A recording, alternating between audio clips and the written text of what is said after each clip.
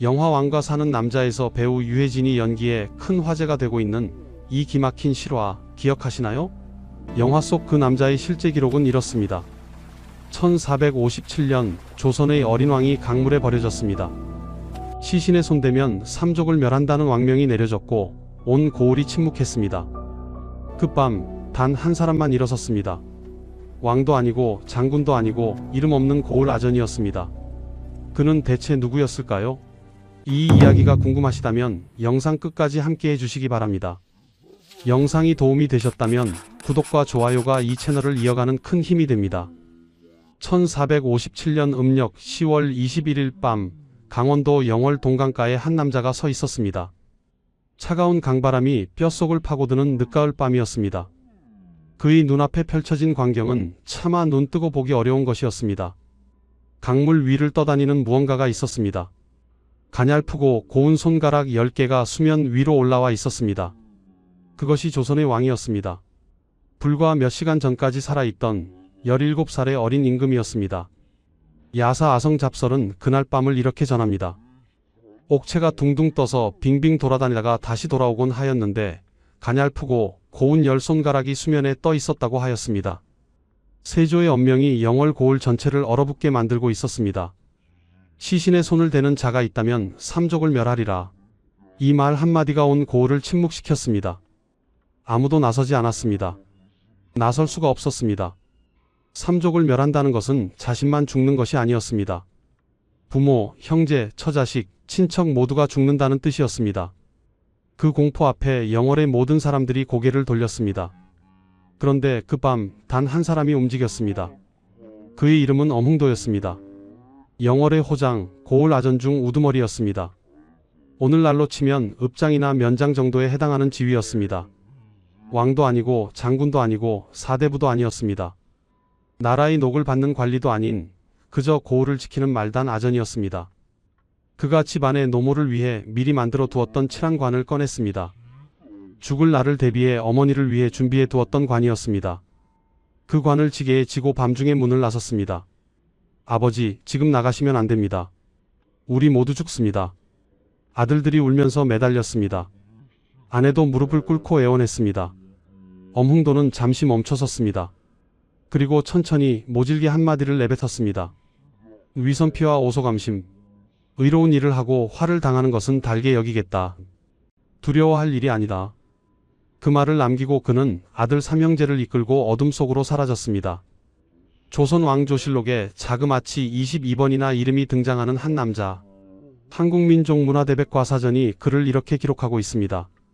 후원을 두려워하지 않고 시신을 수습하였다고. 국조인물고는 그에 대해 이렇게 평가하였습니다. 뜻을 발휘한 것은 인이고 결단한 것은 의이며 장사를 지낸 것은 예이고 완급과 현회의 사이에서 잘 헤아린 것은 지라. 한 가지 일에 네 가지 덕이 모두 갖춰진 지덕이라고 하였습니다. 과연 이 남자는 어떤 사람이었을까요? 그는 왜 목숨을 걸었을까요? 그리고 그 하룻밤의 행동이 어떻게 조선의 역사를 바꾸었을까요? 이 이야기를 제대로 이해하려면 시간을 거슬러 올라가야 합니다. 1457년보다 16년 전 1441년으로 돌아가야 합니다. 1441년 음력 7월 23일 조선의 사내 아이 하나가 태어났습니다. 아버지는 훗날 문종이 되는 왕세자 이항이었습니다. 할아버지는 세종대왕이었습니다. 세종이 그토록 아끼던 손자였습니다. 그런데 그 아이의 탄생은 처음부터 슬픔으로 물들어 있었습니다. 어머니 현덕왕후가 아이를 낳은 다음 날 산욕으로 세상을 떠난 것입니다. 태어난 지 하루 만에 어머니를 잃은 아이였습니다. 그 아이의 이름이 바로 이홍이 훗날의 단종이었습니다. 세종은 어린 손자를 몹시 가여워했습니다. 병중에도 손자 곁을 자주 찾았습니다. 그러면서 세종은 늘 두려움을 품고 있었습니다. 자신도 몸이 좋지 않고 아들 문종도 병약했으며 그 사이에서 저 어린 손자가 과연 살아남을 수 있을까 하는 두려움이었습니다. 세종의 둘째 아들 수양대군이라는 자가 있었습니다. 야심이 깊고 능력이 출중한 인물이었습니다. 세종은 그 수양대군이 언젠가 어린 손자의 왕권을 위협할 것을 알고 있었습니다. 그래서 죽기 전까지 그 손자를 걱정하고 또 걱정하였습니다. 1450년 세종이 세상을 떠났습니다. 1452년 문종마저 즉위한 지 2년 만에 요절하였습니다.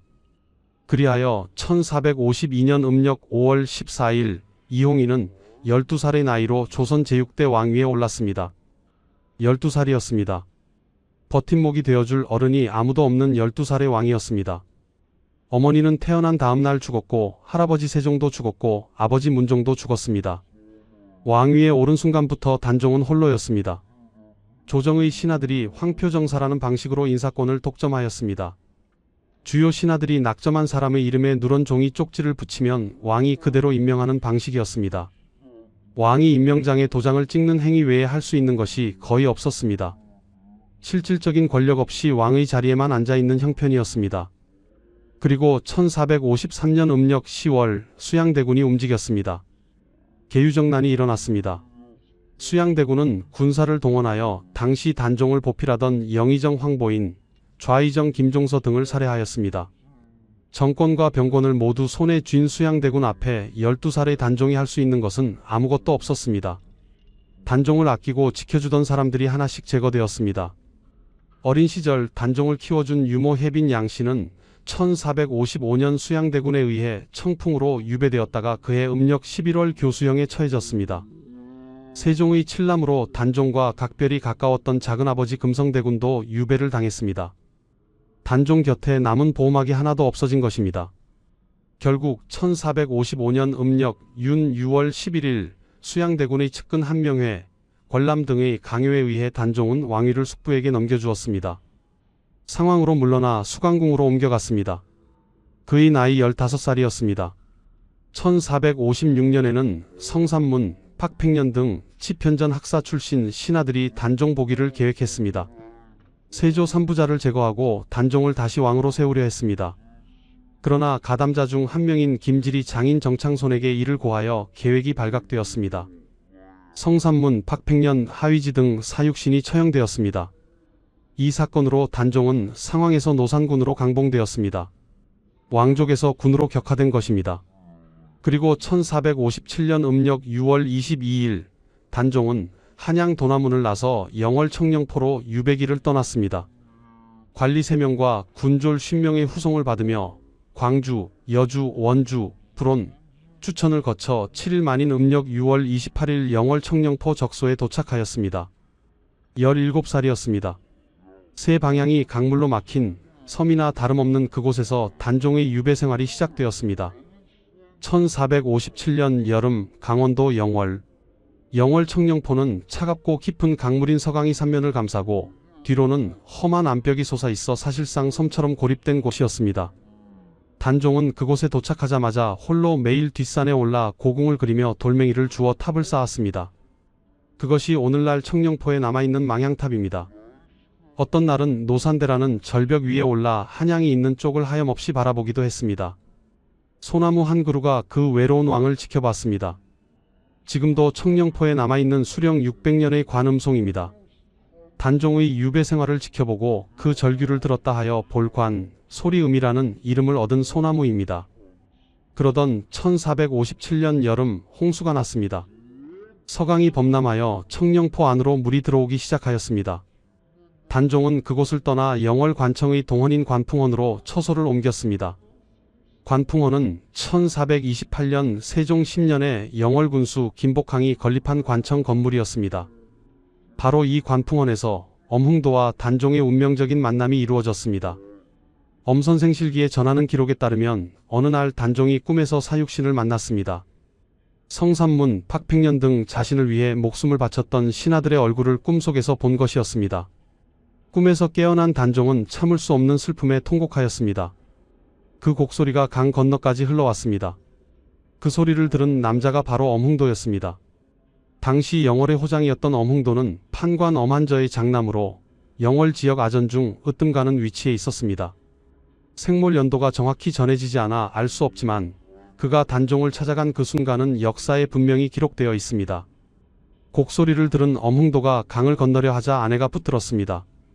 당신은 왕의 녹을 받는 사람이 아니니 가야 할 의리가 없지 않습니까? 제발 가지 마세요. 우리 집안이 어떻게 될지 생각해 보세요. 엄흥도는 아내를 바라보다가 이렇게 말했습니다. 의리는 사람이라면 모두 취할 수 있는 것이오. 영월 사람만 유독 군주의 녹을 받지 않았단 말이오. 그는 나무 토막을 타고 강을 건너 곧장 단종이 있는 관풍원 안으로 들어갔습니다. 단종이 놀라 물었습니다. 누구인가? 영월군의 호장 엄흥도이옵니다. 그대는 무엇 때문에 나에게 왔는가? 곡소리를 듣고 마음이 슬퍼왔습니다. 단종은 잠시 말을 잇지 못하였습니다. 그러다가 천천히 입을 열었습니다. 아, 내가 곡한 것은 꿈을 꾸었기 때문이었다. 내가 꿈에 육신을 보았는데 지금 그대를 보니 기이하도다. 마치 사육신을 보는 듯하다.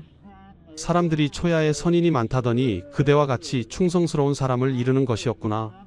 앞으로 나오라. 엄흥도는 사양하며 옷깃에 눈물만 적실 뿐이었습니다.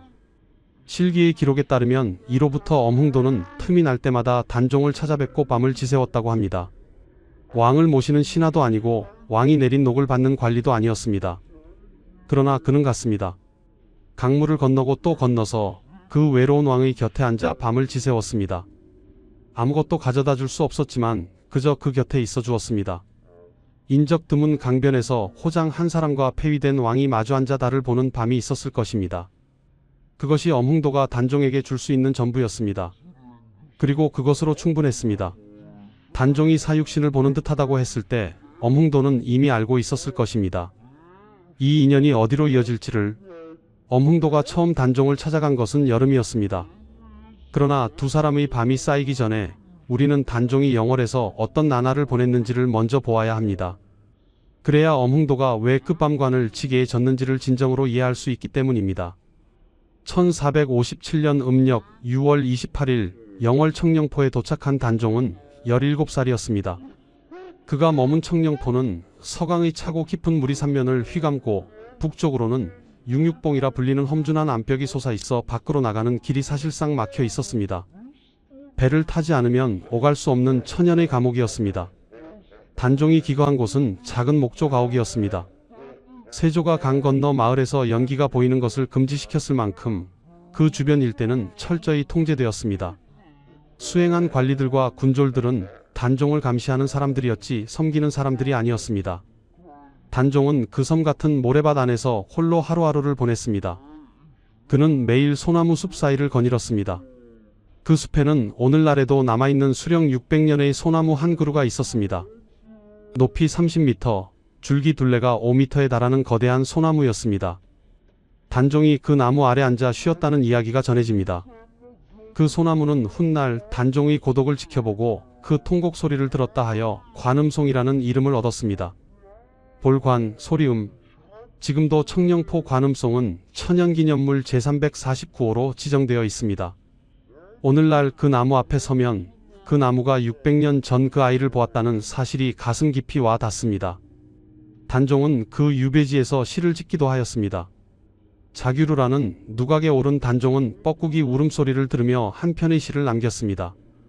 자규는 뻐꾸기를 뜻하는 말이지만 동시에 억울하게 왕위를 빼앗긴 총나라 왕 두우의 넋이 뻐꾸기가 되었다는 중국 고사에서 비롯된 말이기도 합니다. 억울한 죽음을 당한 임금이 뻐꾸기로 환생하여 울었다는 이야기였습니다. 단종은 그 새소리에 자신의 처지를 빗대어 이렇게 읊었습니다. 이일 야심심 야배그 달 밝은 밤 깊고 깊으니 달이 더욱 밝은데 자규가 피를 뿌려 울부짖으니 피를 뿌리는 자규여 소리소리 청산 속에서 울부짖어도 산속 박명한 사람은 누구인고 스스로를 박명한 사람이라 하였습니다. 운명이 박한 사람. 그가 그것을 알고 있었습니다.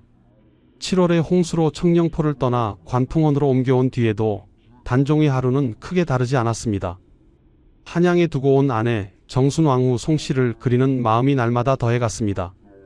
정순왕후 송씨는 1454년 단종과 혼인한 여인으로 단종이 유배를 떠날 때 그녀 역시 노비로 신분이 강등되어 쫓겨나듯 궐을 나서야 했습니다. 단종은 그것을 알고 있었습니다. 어디로 쫓겨났는지 어디서 어떻게 지내는지조차 알 수 없었습니다. 단종의 나인들도 내관들도 단종 곁에 있어 주어야 할 사람들이 모두 사라졌습니다. 오직 감시하는 군졸들만 남아 있었습니다. 엄흥도가 처음 강을 건너온 밤 단종은 그것이 그토록 기뻤을 것입니다.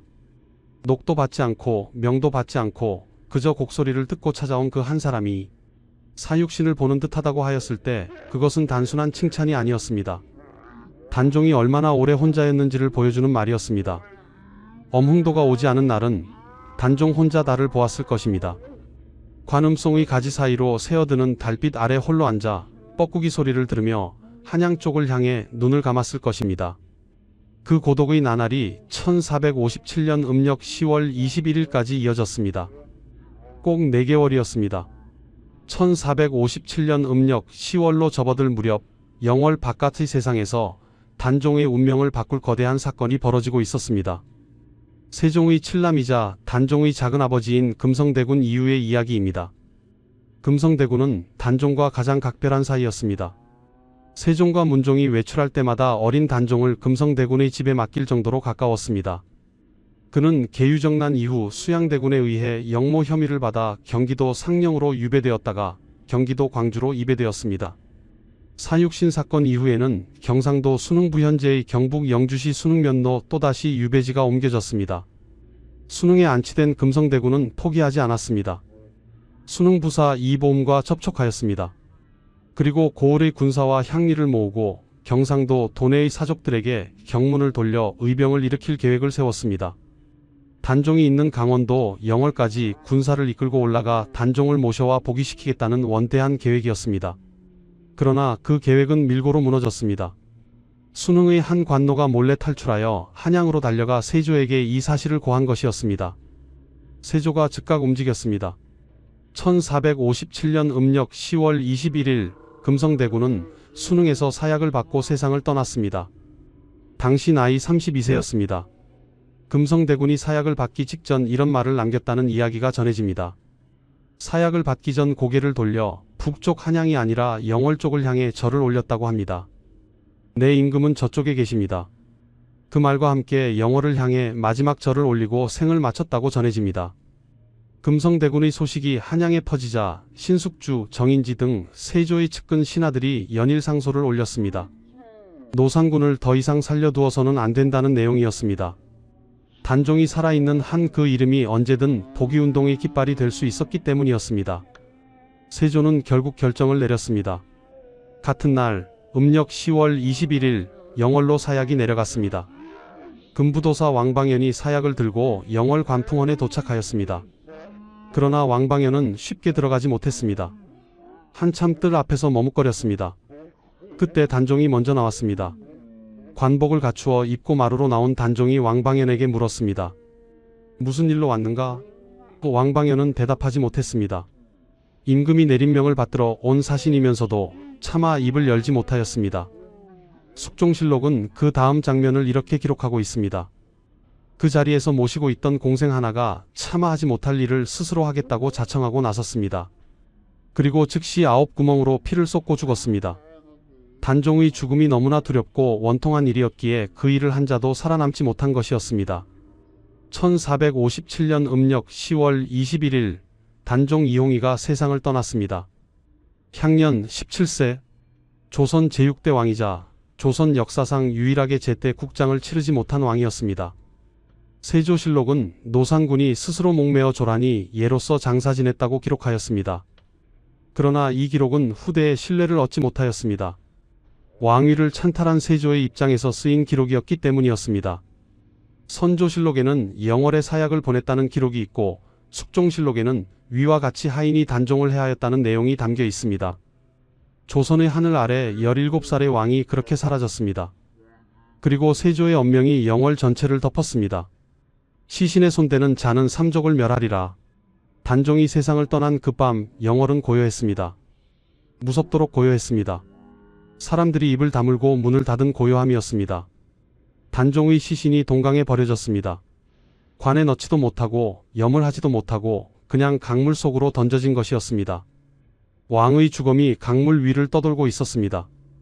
야사 아성 잡설이 전하는 그 밤의 장면입니다. 옥체가 둥둥 떠서 빙빙 돌아다니다가 다시 돌아오곤 하였는데 가냘프고 고운 열 손가락이 수면에 떠 있었다고 하였습니다. 강가에 나온 사람들이 그 광경을 보면서도 아무도 나서지 않았습니다. 나설 수가 없었습니다. 삼족을 멸한다는 것은 단지 협박이 아니었습니다. 계유정난 이후 세조가 얼마나 무자비하게 반대파를 제거해왔는지를 영월 사람들은 이미 알고 있었습니다. 사육신의 처형, 금성대군의 사사, 수많은 충신들의 죽음, 그 모든 것을 보아온 사람들이었습니다. 목숨과 가문의 운명을 맞바꿀 사람은 없었습니다. 그런데 엄흥도가 멈추었습니다. 강변에 서서 떠다니는 그 손가락들을 바라보았습니다. 얼마 전까지 자신이 강을 건너가 밤을 지새웠던 그 어린 왕의 손이었습니다. 꿈에서 사육신을 보고 통곡하던 목소리가 귀에 생생하였습니다. 마치 사육신을 보는 듯하다고 했던 그 말이 가슴에 남아 있었습니다. 엄흥도는 집으로 돌아갔습니다. 그리고 안방 깊숙이 넣어두었던 관을 꺼냈습니다.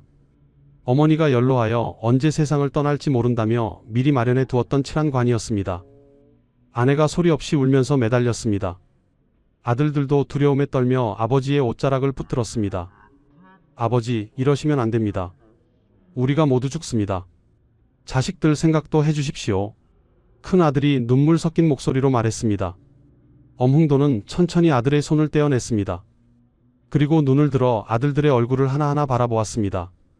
잠시 침묵이 흘렀습니다. 그리고 그가 말하였습니다. 의로운 일을 하고 화를 당하는 것은 내가 달게 받겠다. 너희들은 따라오지 않아도 된다. 그런데 아들 셋이 모두 일어섰습니다. 함께 가겠다고 하였습니다.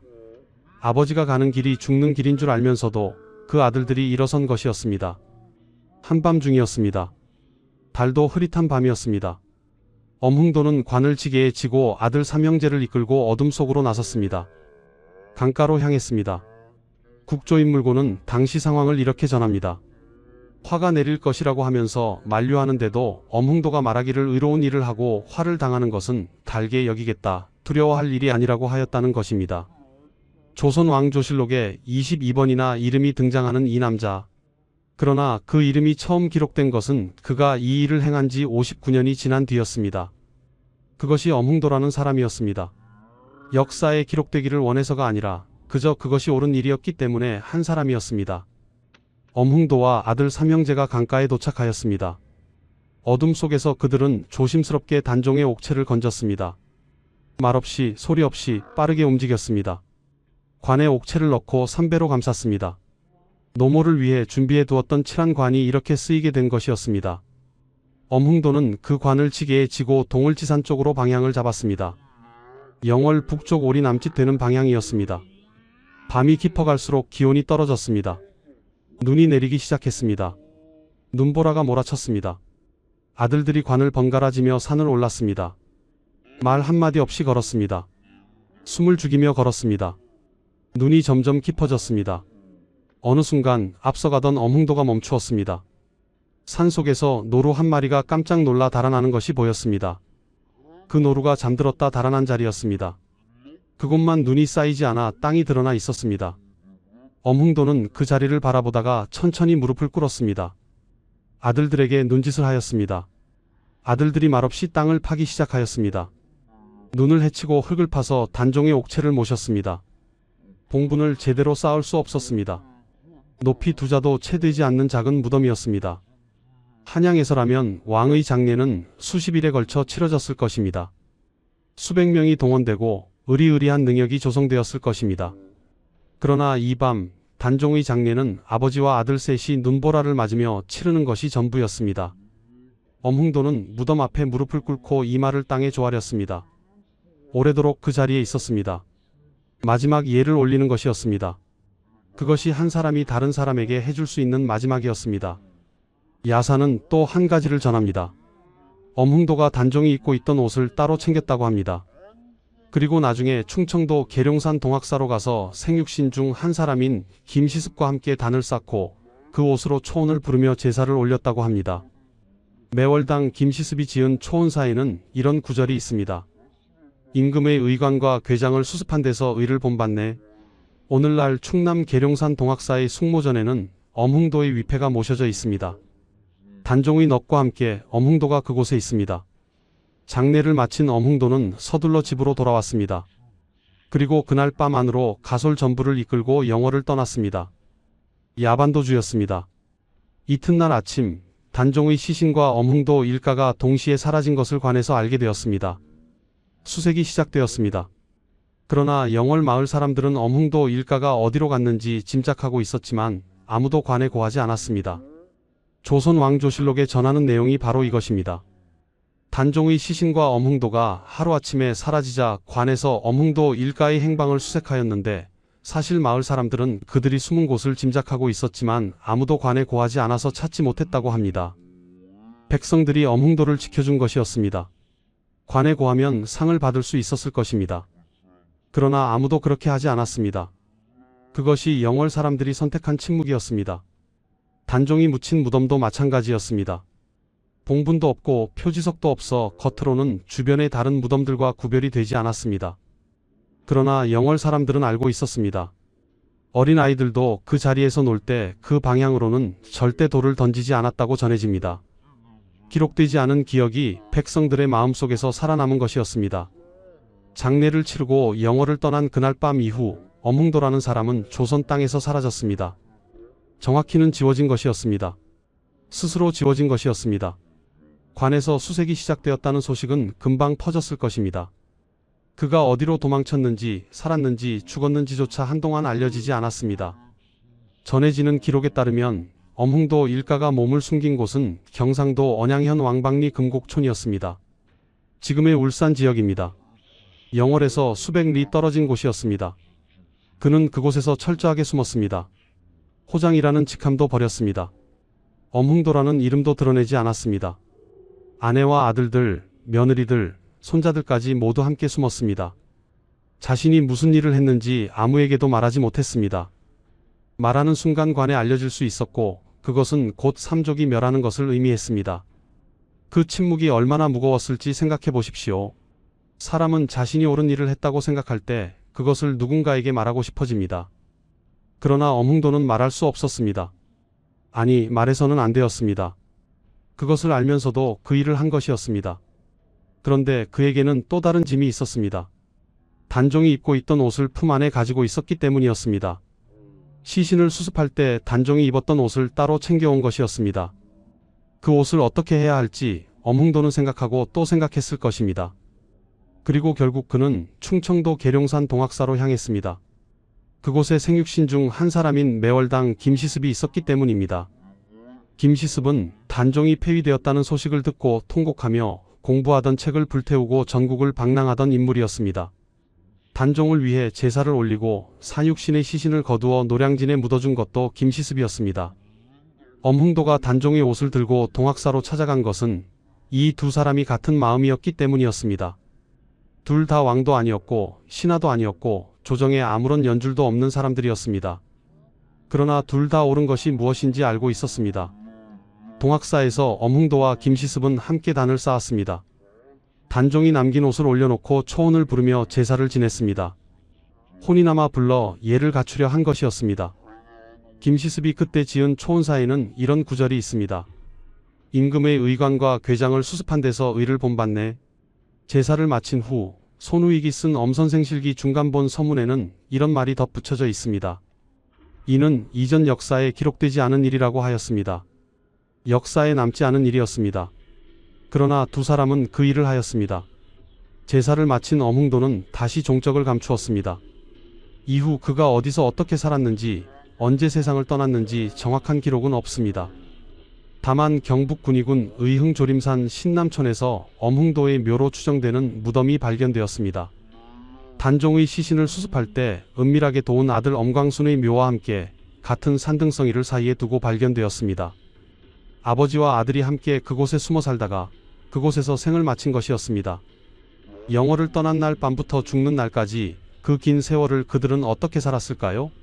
아들에게 아버지가 무슨 말을 해주었을까요? 손자들에게 할아버지가 어떤 눈빛을 보냈을까요? 기록에는 남아있지 않습니다. 그러나 엄흥도의 5세손 엄선이 삼동면 둔기리에 정착했고 6세손 엉립이 울산 온산으로 이주하여 집성촌을 이룬 것을 보면 그 후손들이 살아남았다는 것만은 분명합니다. 관에서 수색했지만 찾지 못하였고 마을 사람들은 알면서도 입을 다물었으며 세월이 흘러 수색의 손길이 닿지 못한 곳에서 그 가족은 조용히 뿌리를 내렸습니다. 엄흥도가 영월을 떠난 것은 도망이었습니다. 그러나 그것은 살기 위한 도망이 아니었습니다. 가족을 살리기 위한 도망이었습니다. 의로운 일을 했으니 화를 달게 받겠다고 했지만 그 화가 자식들에게 미치는 것은 막아야 했습니다. 그 마음이 그를 수백 리 밖 낯선 땅으로 이끌었을 것입니다. 그리고 그는 그곳에서 아무도 모르게 이름도 없이 조용히 늙어갔습니다. 엄흥도만이 단종을 기억한 것이 아니었습니다. 그 죽음의 밤을 전후하여 각자의 방식으로 단종을 붙들고 있었던 사람들이 있었습니다. 그들의 이야기를 하지 않고는 이 비극이 완성되지 않습니다. 먼저 금부도사 왕방연이 있었습니다. 그는 세조의 명을 받아 사약을 들고 영월로 온 인물이었습니다. 명을 받들어 왔지만 차마 들어가지 못하고 뜰 앞에서 머뭇거렸던 사람이었습니다. 단종에게 아무 말도 못하고 돌아서야 했던 사람이었습니다. 왕방연은 영월을 떠나 한양으로 돌아가는 길에 강가에서 발걸음을 멈추었습니다. 그리고 시조 한 수를 지었습니다. 천만리 머나먼 길에 고운님 여유 없고 내 마음 둘 데 없어 냇가에 앉았으니 저 물도 내 안 같아야 울어 밤길 예놓다. 천만리 머나먼 길에 사랑하는 임을 두고 왔다는 것이었습니다. 냇가에 주저앉아 울며 흘러가는 물도 자신처럼 밤새 운다고 하였습니다. 왕방연은 세조의 신하였습니다.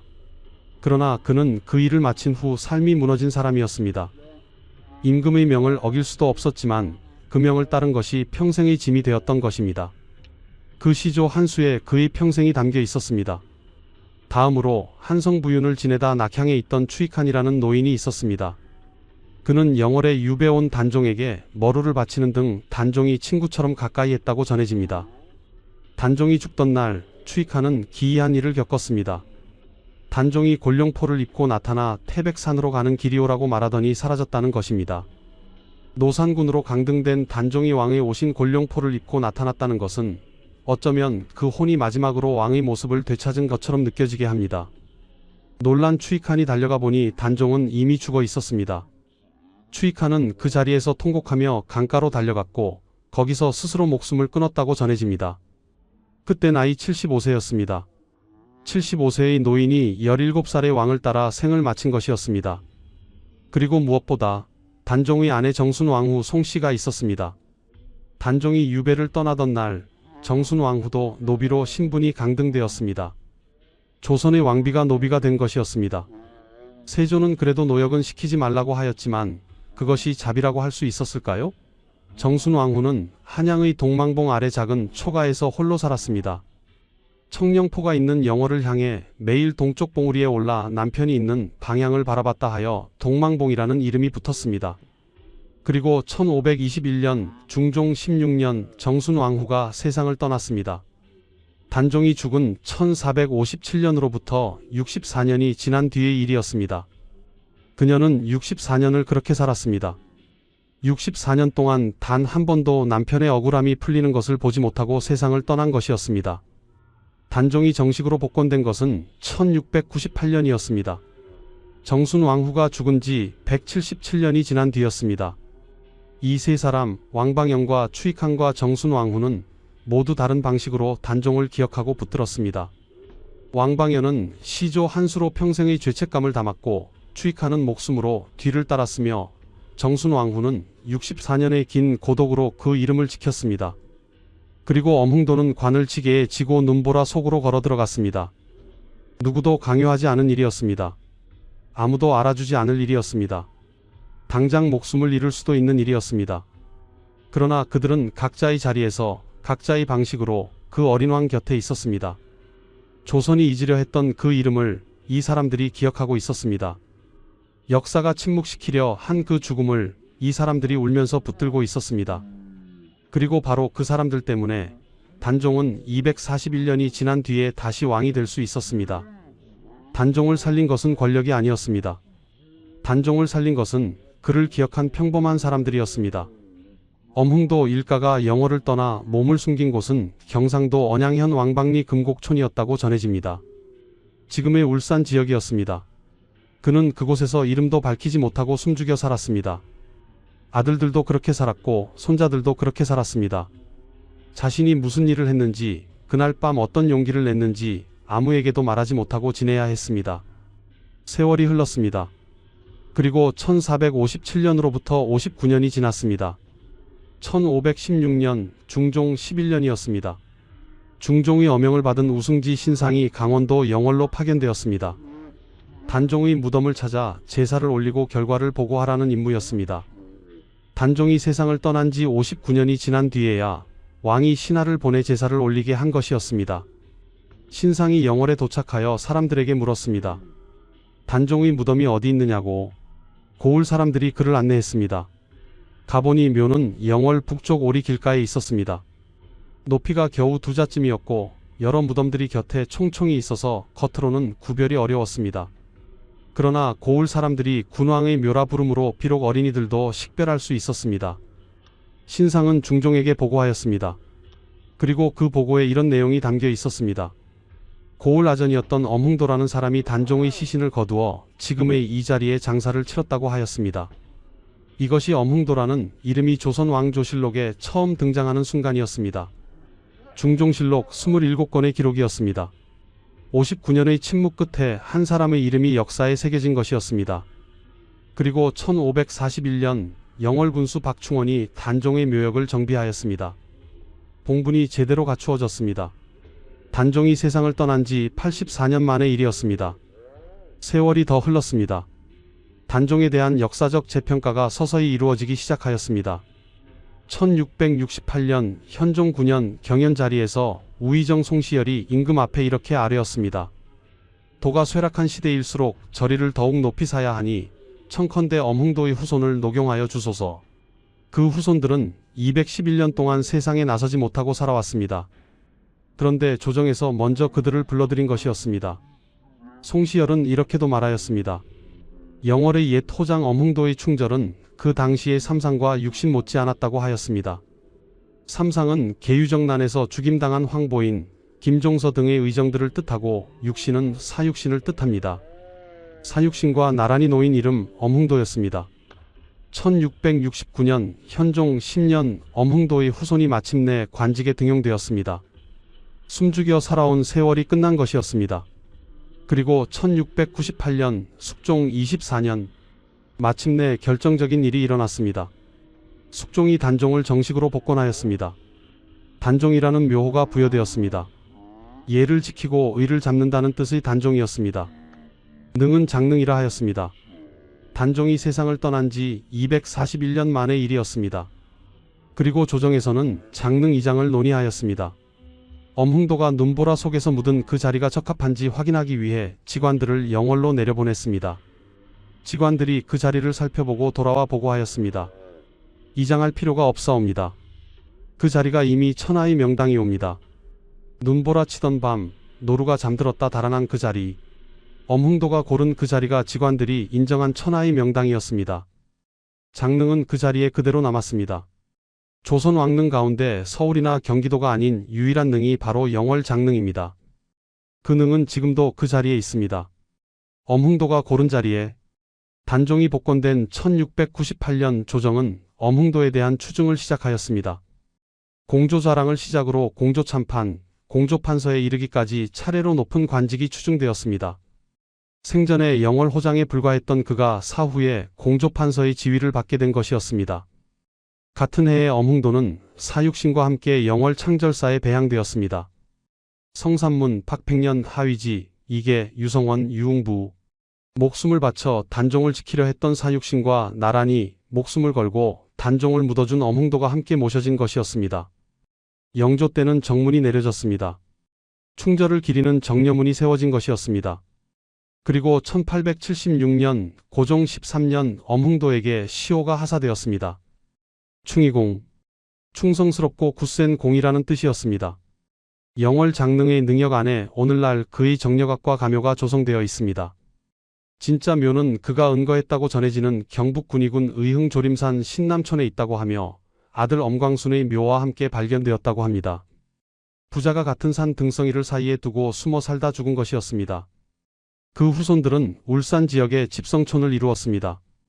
1799년 정조 23년에 울죽은 온산읍 대정리에 원강사를 세워 제사를 받들었고 1817년 순조 17년에 사림의 논의로 원강서원으로 승격하였습니다.